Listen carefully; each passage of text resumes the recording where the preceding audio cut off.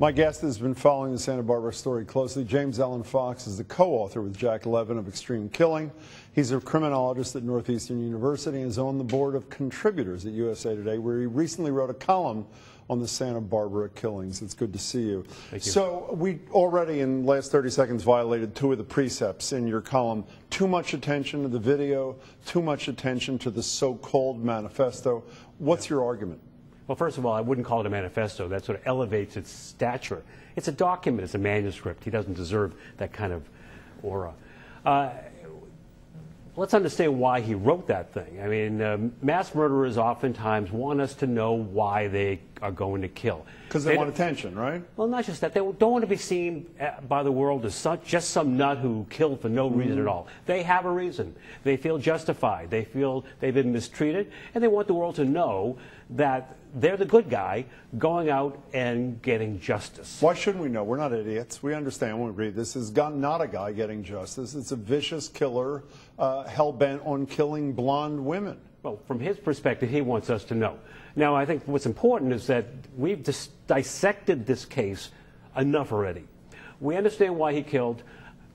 Obsessing over this so-called manifesto doesn't get us anywhere except elevates this individual. It makes a monster into a celebrity, and indeed speaks to other like-minded individuals who also might want their day in the sun. And does the YouTube video do the same thing, which we've seen 10,000 times since Friday? Yeah, absolutely. I think it's okay to see it once, but there's a little excessive here. And you've been here in the past where you've written a blog you used to have on Boston.com talking about the too much attention, including the name of the killer in Aurora. I think you felt the same way about Adam Lanza in Newtown. What evidence is there at all, James, that these kinds of things being publicized and given high profile inspire other similar souls to do things that they would not otherwise do were it not for having seen these things? Any evidence of that? Well, there's some. Anecdotally, we do know that there are some killers who speak about the names of their predecessors admiringly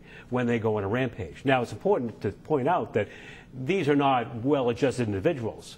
You know, if you're perfectly normal and happy with your life, you're not going to start a massacre just because you see someone else getting attention.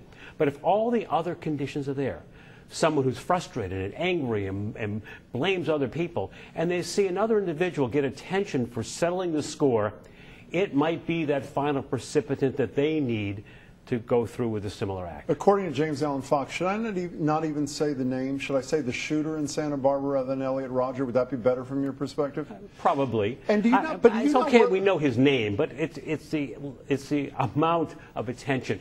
You know, from the victim's family perspective, it adds insult to injury. I mean, their children are dead because of this guy, and this guy's getting all the attention. Let me give you two arguments, at least, on the other side of this. Do you worry about the slippery slope thing? If you make the contention, which you have, that too much attention to the non-manifesto manifesto, to the YouTube video, too much repeating of the name may inspire others.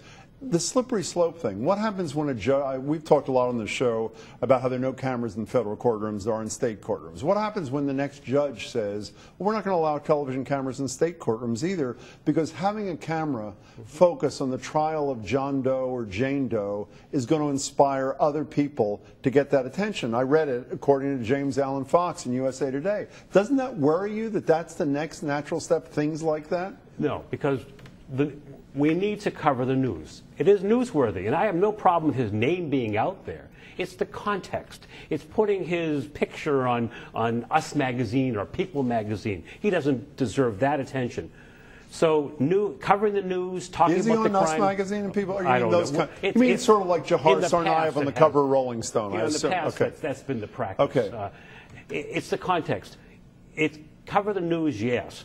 But when we get into the trivial aspects of this guy's life, things that have no relevance to our understanding of the crime, that's when we humanize this individual.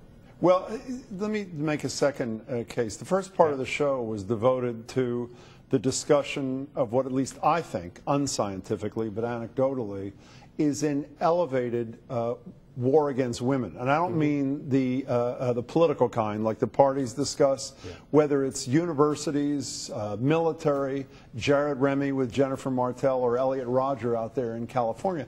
I don't think we would have had this conversation, not just here, but all across America, on Twitter and everywhere else, about misogyny on the rise, at least as I see it, were it not for the fact that we have seen this demented individual hell-bent on causing havoc and killing women. Were it not for that, that really important conversation would not have happened. You'd acknowledge that, would you? And it is an important conversation, but we knew his motive on Saturday. You know, now it's Wednesday, and we're still seeing the video over and over and over again. The point is that the idea is out there, and we should be responding with discussions about mental health and discussions about guns and misogyny. These are all important conversations stemming from this case. But we need to tone down the attention given him specifically at this point. I'll take it to heart. James Allen Fox, it's good to see you. Good seeing you. The latest edition of his new terrific book, Extreme Killing, is right here. I would get it if I were you. Good to see you.